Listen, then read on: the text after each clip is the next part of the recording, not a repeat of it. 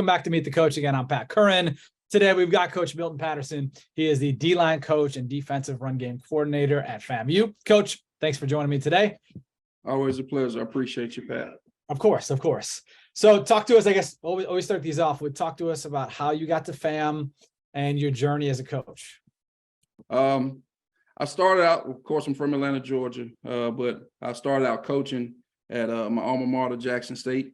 And then just through travels, I ended up becoming a defensive coordinator at Fayetteville State University out in Fayetteville, North Carolina, and got a call from Coach Simmons to be a part of his staff. And, you know, Coach is a well-respected name in the coaching circles. And, you know, when you get a call from a guy like Coach Simmons, almost equivalent to a Coach Saban, right? You get a call from those guys.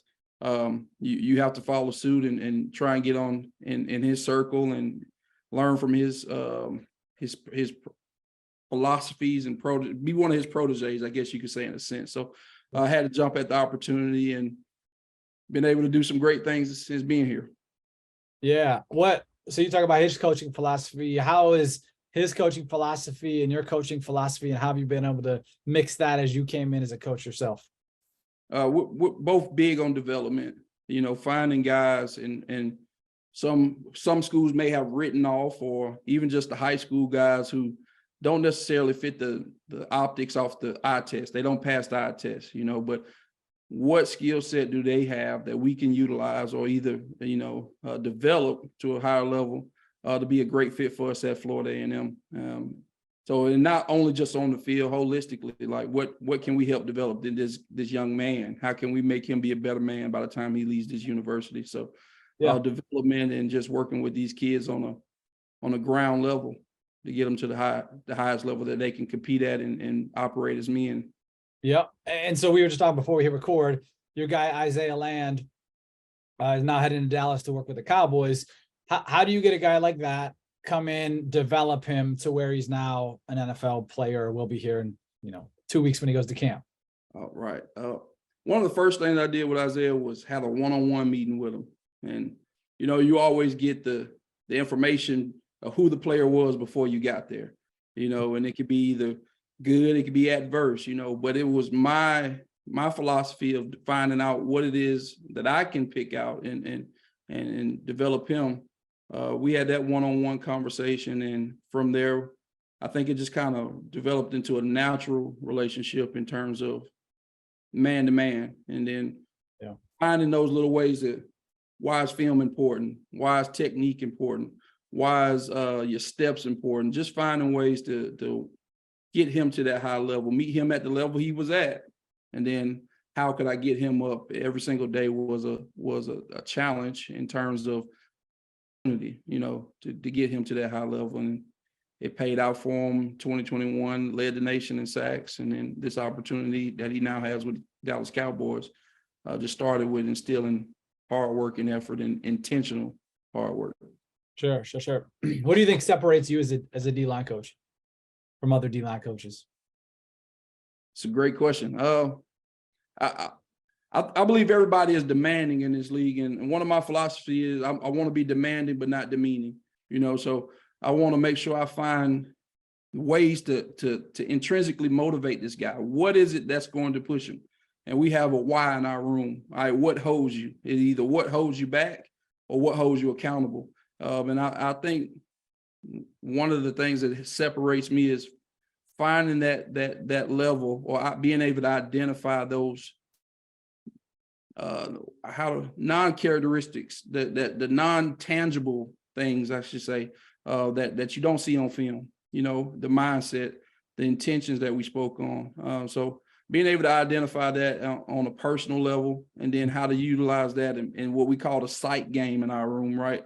Being able to psych these guys out to play above their head sometimes. And no matter your weight, what's on paper, you know, no matter what you bench in the weight room, how can you get that inner you to show up on Saturdays and also throughout the week? Well, you talk about Isaiah specifically, led the country in sacks 2 seasons ago, right?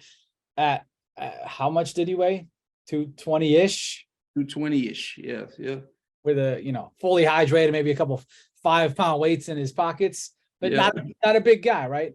Right. And now you said, I know we talked earlier, he's gained a bunch of weight as he left, and now he's developing into that pro body. But you take a guy like that who probably most people wouldn't have said this guy who's not the biggest guy, Right. leads the country in sacks. Like, how do you get him to understand, like, I am that dude, I can be that guy?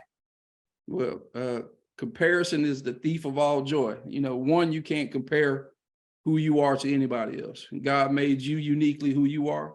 Your skill sets are unique to who you are. And once you understand that, and you realize, we always sell your signature first. If you're a big guy, be a big guy. And I spoke to that on our last time we spoke. But if you're a speed guy, be a speed guy. And now you need to master your craft at that. Like, Chick-fil-A sells chicken. We want to make sure we're operating in the business, or we're operating in the realms in which we excel at. What does culture mean to you? I think culture means what the people in the building or in the organization exemplify when no one's watching. The workouts, when no one sees the teammate picking up his teammate when he's not performing at his highest level of himself, or small things of picking up trash in front of the building. Those things you don't get to see on tape, right? But they don't show up in the form you see that they originally started in, I should say. Hard work doesn't always start in the effort of the TFL or the sack or the interception, right? It starts in the weight room. It starts with the intrinsic motivation, the teammates pushing each other. So I think culture is exactly that. You don't get to see it, all right? It starts behind the scenes, and then, ultimately it manifests itself on Saturdays. Sure. When you got there, it's always you're trying to make sure you're fitting your room culture with the team culture. How were you day one implementing that when you got to FAM?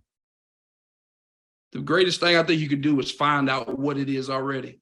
Most people come into the building and try to say, this is my way, this is the way I'm going to do it. There's like a house. When you buy a house, the foundation is good. There may be some renovations or some modifications you can do. But what do these young men already do well? How can I modify, or how can I increase on that? And then the things that they're not the best at, that's where I feel the need to step in.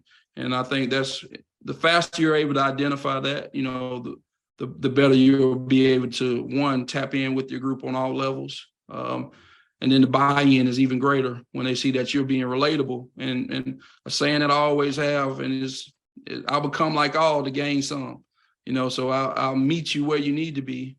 I won't stay there for long, right? But once we'll meet at the same level, or a level that you understand, or a language you understand, and once we get that same understanding, we need to start to climb new heights. I think we need, if somebody writes a football coaching quote book, they're going to have to take this and some of the ones from the other day on the clinic. Yeah. Take some of your quotes. I love those. I appreciate it. What is there anything this offseason specifically you're working on, like either for your guys or for yourself as a coach? Great question. For my guys, it's always never to get comfortable. You're never satisfied.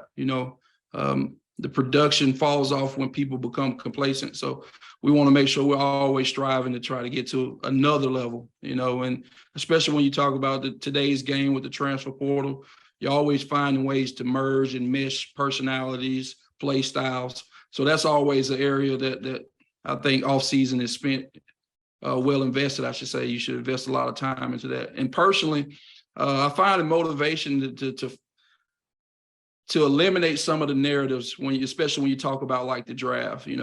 Guys don't have this tangible characteristic or this trait. What is it that I can learn from either my peers or doing more reading or watching more film that I can better prepare my athletes to be the no-brainers when you talk about those 7 rounds, or even just opportunities to be their best level at the FCS level. What is there anything specifically you learned around the draft this year, like with that? Say one more time. Is there anything specifically around the draft this year that you learned from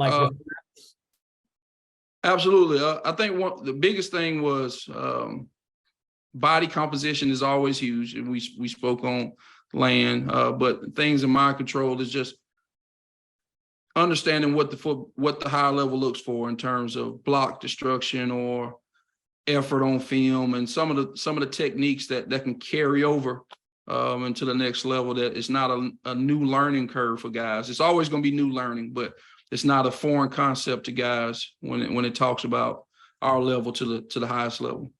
Sure. You worked with the Falcons in 17 or 18?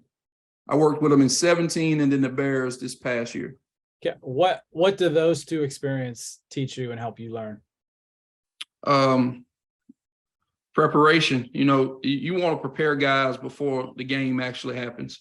So you want to make sure that they have no excuse or there's no stone unturned. So knowing the enemy before you face them, right, and seeing what they want to do, how they want to do their scheme and execute it, and then making sure your guys understand that at the most simplest level. If you prepare guys off the field, these guys excel on the field, especially when we talk about everybody has a talent, so the talent is there. Once the talent is there, the next is to improve the cerebral, the IQ part for those guys. And I think that's the biggest thing I learned, preparing these guys for whatever may happen in the course of a game. Sure. Are you how do you year by year evaluate yourself as a coach, things to improve upon, things you thought you and your guys did well this year, that sort of thing? I think on the baseline level is, of course, stats. And then you have so many analytic programs or analytical programs like PFF. So those are pretty much taken care of in terms of just the baseline stuff. What I evaluated myself on at the end of every year is, what did my guys behind the guys do? How did his 10 snaps and his production play out versus what he did the previous year, or even just if it's his first incoming year. And then what can I do to make sure, our twos are just as potent or just as dominant as the one. So the question always becomes, we have a 63 scholarships versus FBS 85. They say we got ones, but we don't have twos. My goal is to try to develop twos to be just as sustainable as the ones, if not even better. So now you're talking about production that doesn't fall off, and a well-rounded athlete for myself or for whoever may come in. This guy left a great footing for me, and it's no fall off. Sure. For a recruiting standpoint, then obviously you're recruiting those twos, you're recruiting them to be ones, right? What do you look for in guys? And it might be different. I don't know if you guys have portaled harder, if you plan to get a portal guy or three, like some guys do. But what are you looking at in general? And then is there a difference between that high school kid and a portal kid that you're looking for? The obvious would be the experience when you talk about high school and portal. But outside of that, the tangibles, we have our metrics in terms of height and weight and things like that. But the things you can't see on film is the want to, the effort, right? And then the situational awareness. You cut on film and then you can see guys just running to be running and they're making plays, and that's great, but when you see guys recognize the idea screen and plant that foot in the ground and go, more instinctual stuff, those are what I'm looking for. And then how does his play fit into what we do at our university? There may be some great 6'1", 330-pound guys, and he's great for a two-gap scheme. It'd be huge for that, but he won't fit well with us. Doesn't mean he's not a great player. He just probably wouldn't excel, or he'll be limited in his talent for us at our university. So, one, the non-tangibles that you don't see on film, the character, the decision making, and then scheme fit. How does he fit what we do well and what we want to continue to do well or take to the next level in our scheme? Sure. How different are you from when you first started, coaching wise, philosophy wise, how you teach? Ooh, great. Philosophy is changed in small parts, and I've always been the never too young to learn, never too young to teach, never too old to learn. You have to be constantly evolving to be a well-rounded coach, to develop well-rounded players. Like, you have to be learning to teach. You know, I mean, that's what you have to do as a coach, in my opinion. What has changed? I've kind of relaxed on the cliches of what coaching is. You know, you have to be fire and brass to get to every player. You know, you have to be relatable and adaptable to different people. And that's just because of, I'm sorry about that. You're good. You have to be relatable to different type of players. You have your guys who want to know why we're doing this stunt. And you can't be so prideful. Hey, you do it because I say do it, you know? Yeah. So more so being relatable, adaptable to your room, and being more of a quote unquote coach's player, player coach, I should say. Sure. It's crazy. We've talked about that so much the last couple of weeks. I feel like with different coaches, different places, and yourself obviously as well, is that like the rah-rah, the yelling, like that worked maybe when we played, you know, but it's just not the same anymore. That works for some guys, a lot less guys, and everyone wants to know why. Why are you telling me this? Why should I do that? Right. Last question, and we'll get you out on this one. Best coaching advice you've gotten? Really good one. Hmm. I have two. One of them I worked for a guy. He told me, keep your opinions, only state facts.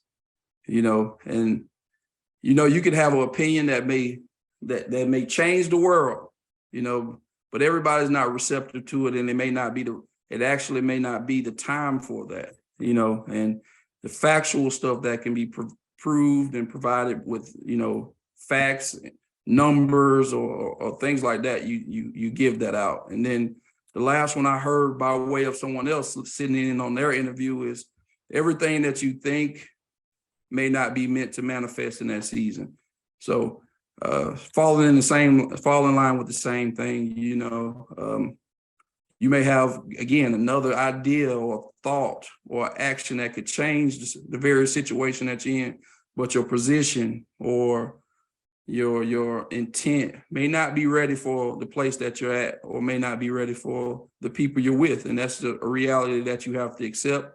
But that should not affect the way that you produce, or the production that you put out on a day by day, and your self-worth, you know, or in your daily actions. So those are two things I live by, and constantly remind myself, because this is a game of opinions. You know, when everybody has an idea of what they think is the best way to attack or approach something, and sometimes you have to take the back seat and be a worker, you know, be an assistant, be a great assistant, and provide sometimes, because you want the same thing when yours happen. Yeah, no doubt. I love that. Both those things are great. Well, Coach, I appreciate it. Thank you for the time. I appreciate you, bro.